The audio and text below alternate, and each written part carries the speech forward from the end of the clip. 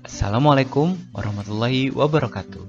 Di video ini kita masih lanjut ngobrol bareng terapis wicara yaitu Putri. Ini part 2-nya. Saran aku nonton dulu part 1-nya, linknya ada di bawah. Setelah itu baru nonton part ini. Semoga video ini bermanfaat untuk teman-teman semua. Selamat menyaksikan. Terus kalau tadi lidah pendek itu bahasanya apa sih kalau di TW? Tongtai.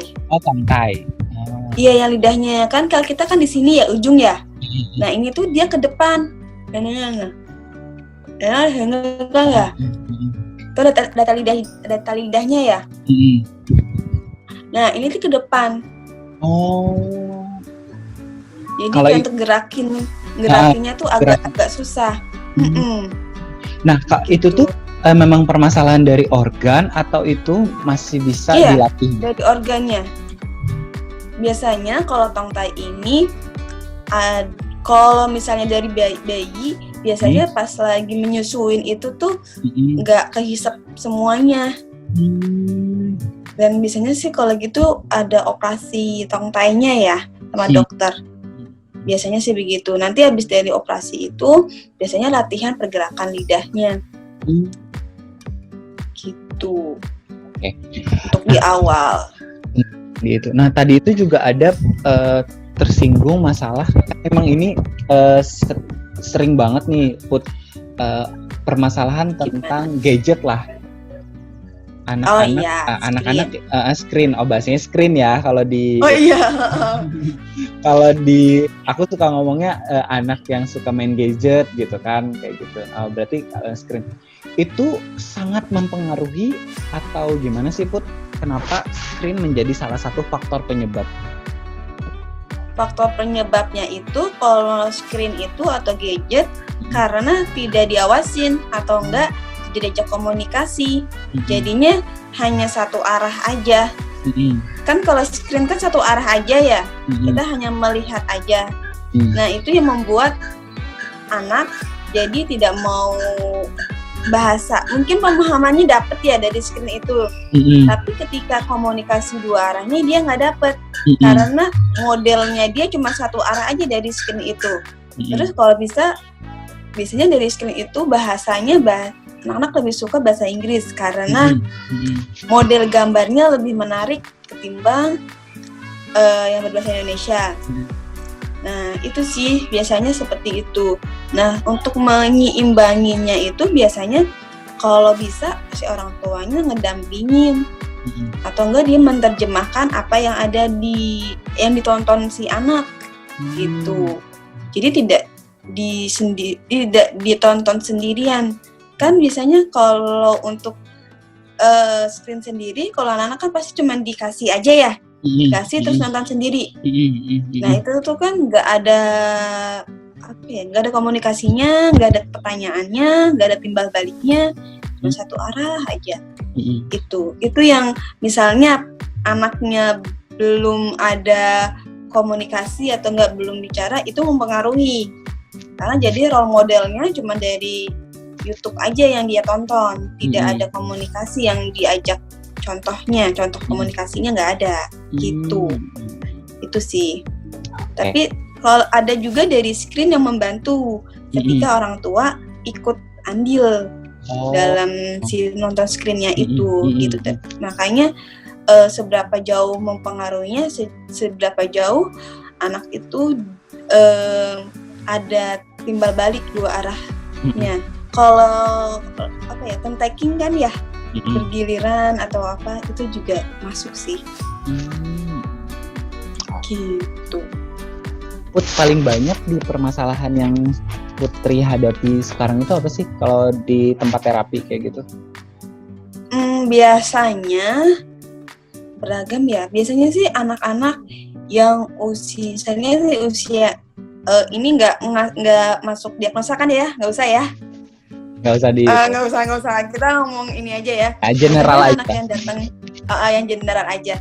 Ini biasanya anak-anak itu datang dengan misalnya bicaranya belum lancar.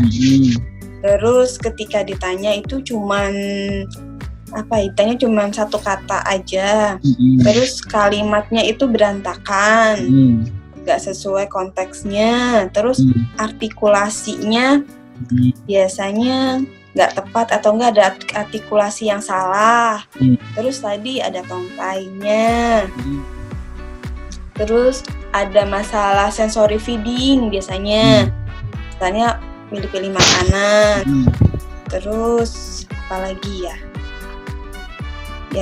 lebih ke situ sih sebenarnya untuk anak-anak.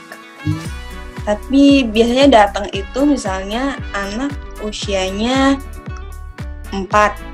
Nah, ketika dites milestone perkembangan, dia grade perkembangan bahasanya ada di usia misalnya 2 atau enggak 1 untuk bahasa ekspresifnya. Jadi dilihatnya dari situ sih. Gitu. Jadi panduan pacuannya adalah di milestone perkembangan, baik itu bahasa reseptif ataupun bahasa ekspresif.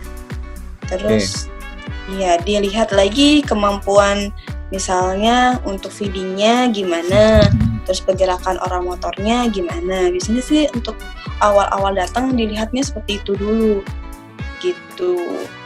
Nah, gini, banyak kan mungkin ada teman-teman atau yang nonton video ini tuh belum ada terapi wicara di daerahnya gitu. Ada nggak sih Put stimulus sederhana misalnya orang tua, oh kok anakku nih sensory feeding nih, ada permasalahan pilih-pilih makanan, itu banyak banget kan anak-anak biasa pun pasti muncul itu gitu, kayak nggak mau makan sayur, nggak mau makan apa. Ada nggak sih trik khusus dari profesi TW untuk menangani permasalahan itu yang bisa diedukasi atau dibagi ke seluruhnya? Nah, biasanya sensory feeding lebih masuk ke biasanya sih ke picky eater ya, pilih-pilih makanan ya. Nah, itu tuh dilihat lagi sensorinya itu ini tahapannya itu tinggi, sensorinya tinggi atau rendah. Kalau misalnya sensorinya tinggi itu ketika disentuh itu tuh nggak mau ya. Nah, paling alternatifnya adalah coba untuk disentuh-sentuh aja bagian di sininya dulu. Biasanya kalau sensorinya itu tinggi banget, dia untuk masuk ke dalam mulut pun atau sikat gigi pun dia nggak mau. Biasanya seperti itu ya, sensorinya tinggi ya. Ketika disentuh itu dia tidak mau. Sensorinya ada 2 ya, sensori avoiding sama sensori seeking. Nah, si sensory avoiding ini yang yang menghindarin itu ya tadi, yang bisa sikat gigi nggak mau, ketika disentuh nggak terlalu mau, dan nanti jadinya ke picky eater ya itu.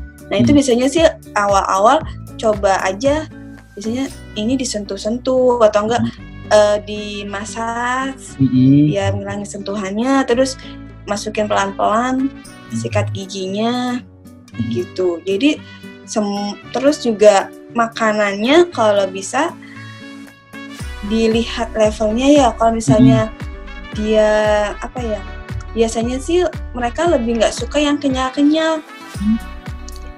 Terus juga sama tekstur makanan. Jadi kalau bisa pilih tekstur yang anak sukain dulu aja. Baru misalnya dia lebih sukanya lewat wafer atau enggak lewat si cookies. Kayak misalnya Oreo atau apa segala macam itu. Kalau bisa sih diposisiin di sini, di samping. Jadi kayak ya di situ aja dulu, seperti ada gerakan untuk dia ngelatih ininya ya. Karena kan itu sensori banget. Baru ketika itu mulai bagus, nah tingkatin aja levelnya, misalnya yang keras, terus baru lembek. Karena memang sensori ini nanti ngaruhnya benar-benar ke feeding, ke makanan, dan itu harus dilihat tahapan-tahapannya sih di dalam makanan. Soalnya pernah kasus ada 2 anak nih berbeda. Salah satu itu kelihatan sensori, tapi sebenarnya dia lebih karena kunyahan gerakannya nggak terbiasa ngunyah yang keras-keras atau enggak, dia suka yang lembek-lembek. Nah, ketika diinstruksiin atau diarahin lagi dengan ngunyahnya begini, dengan cara begini, dan dia mau. Tapi kalau ada sensori yang lebih tinggi lagi, nah itu tuh paling jatuhnya kita lebih karahin ketika dia sikat gigi, lebih baik pakai yang ini, yang bahannya apa namanya, nggak ada Latex. bulunya, tapi Latex. yang Kayak sejenis kayak sejenis karet gitu ya, Bu? Iya, betul yang seperti karet. Jadi ketika dia disikat tuh dibantu gigit gini. Itu lebih mudahin, karena kan sikat gigi ya. Soalnya kadang-kadang kalau yang benar-benar sensori banget itu ketika masukin apapun ke dalam mulut nggak mau. Berarti itu nanti ngaruh ke makanan. Berarti sederhananya kalau misalnya dasarnya anaknya memang cuma susu, berarti dari tekstur susu itu kita naikin ya sampai ke keras. Iya, tunggu sampai lembek kan ya. Itu kan cair ya. Sampai yang. Berarti memang. Karena jatuhnya. Iya, karena kenapa dia picky eater? Karena di sensori taktilnya itu kan dia memilih gradasi makanan ya. Kenapa dia memilih? Karena ya itu dia ada beberapa yang tidak, karakter si kunyahannya itu beda-beda. Jadi maka dia milih-milih yang nyaman. Apalagi kalau misalnya dari awal dia cuma merasakan minum susu di dot gitu ya. Nah, iya. Nah, kalau bisa sih, kalau ngedot itu mendingan di stop bukannya stop ya. Kalau belum bisa dikurangin di umur 2 tahun. Coba untuk pakai sedotan gitu. Soalnya nanti ngaruh ke pergerakan si lidahnya, untuk pergerakan orak motornya. Jadi ketika biasa sih orang-orang yang ngedot, anak-anak yang ngedot, ketika usia sampai segini tuh masih ada gerakan lidah tuh yang enggak, maksudnya dia nggak mau naikin ketika ngomong. Jadi ada artikulasi yang hilang gitu. Itu sih.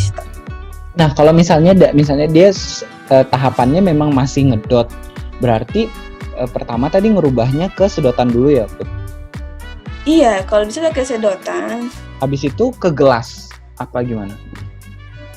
Sebenarnya sih nggak ada tahapannya ya. Kalau memang dia bisa, nah ini tujuannya kan mau kemana dulu kan? Untuk mengalihkan, misalnya supaya tidak ngedot lagi. Jadi kan bisa alternatifnya. Kalau memang pakai sedotan dia nggak mau, coba pakai gelas. Nah di gelas ini kan tujuannya kan untuk melatih gerakan oral motornya ya. Nah, kalaupun pakai gelas, coba untuk gelasnya itu supaya tidak tumpah, bisa. Tapi agak tipis gitu ya. Nah, itu. Kalaupun emang sedotan, kalau bisa juga sedotannya itu nggak digigit. Jadi diapitin antara bibir sama bibir, gitu. Soalnya ada yang masih digigit gitu, gini. Kalau gitu kan jatuhnya pergerakan oral motor atau bicara bibirnya itu kan nggak dilatih. Sebenarnya tujuannya untuk melatih otot-otot bicara ini lebih kuat lagi gitu. Jadi maupun lewat gelas maupun lewat si sedotan itu nggak masalah gitu, nggak ada takarannya di mana. Ya, kalau misalnya yang penting itu tujuannya kan untuk latih ininya. Jadi dilihat kondisi anaknya sih, gitu. Jadi nggak patokan yang harus ini dulu ya. Tapi sebenarnya anaknya nggak mau lewat sedotan, jadinya agak susah untuk latih pakai sedotan. Tapi kita lihat lagi kondisi, misalnya lewat gelas udah bisa, berarti lewat sedotan. Kalau emang si gelas nggak bisa, ya udah jawab gelas dulu aja yang bisa dipegang. Biasanya ada yang titik 3 itu juga ya, bisa betul, dari betul. awal. Oke, berarti tujuannya memang merubah dari si dot itu ke benda yang lain gitu ya, ke cara yang lain. Sebenarnya untuk kalau ngedot itu kan supaya, kalau ngedot kan dia tidak ada gerakan untuk menghisap lebih ya pergerakan oral motornya. Jadi coba untuk di cup 3 juga boleh, yang ada 3-nya itu dulu. Terus boleh yang kasus apa ya, kayak CP atau apa, itu kan ada beberapa yang ininya lemah. Biasanya yang ininya lemah tuh bisa tuh dibantu lewat yang Cat 3 dulu, atau enggak lewat yang gelas tapi yang ini untuk bantu si ininya